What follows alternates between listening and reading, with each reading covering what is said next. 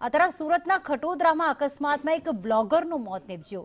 અકસ્માતમાં બ્લોગરનું ધડ અને માથું અલગ અલગ થઈ ગયા હતા।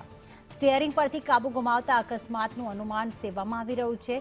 યુનિવર્સિટીથી ગ્રેટ લાઇનર બ્રિજ ઉતરતા સમયે અકસ્માત સર્જાયો છે। 18 વર્ષીય બાઇક ચાલક પ્રિન્સ પટેલનું મોત નીપજ્યું હતું।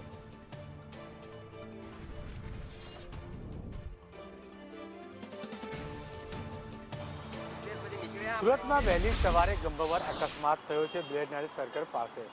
त्यारे ट्राफिक एसी बनाव स्थळे आवी पहोंच्या छे। तेमनी पासेथी प्राथमिक मुजब जाण્યું साहेब क्या प्रकारनो आ किस्सो तमे जोई रह्या छो? आज वहेली सवारे अरुणवर्थ द्वारथी ब्लेडलाइनर सर्कल तरफ आवता एक बाइक चालक ब्रिज उतरता डिवाइडर साथे અથડાય છે અને જે પટકાવાથી આગળ જતા એ ખૂબ જ એને ઇન્જરી થાય છે અને એ ઇન્જરીમાં એનું મૃત્યુ પામે છે અને ખૂબ જ ગંભીર અકસ્માતનો બનાવ બનેલો છે।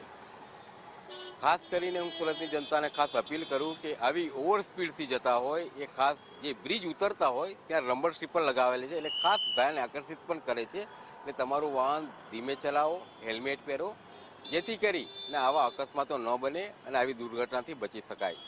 सर प्राथमिक माहिती अनुसार अकस्मात कई रीतनो हतो ते उपरांत मृत्यु पामनार लोके हेल्मेट पहेर्युं हतुं के नहीं ते केटलो महत्वनुं कही शकाय साहेब बाबते? 100% आ सवारनो समय होय, ट्राफिक न होय अने ब्रिज उतरता स्वाभाविक रीते स्पीड वधी जती होय छे। त्यां आगळ स्पीड लिमिटना बोर्ड पण मारेला छे अने जेवो ब्रिज उतरीए त्यां रंबर स्ट्रीप पण लगाड़ेली छे।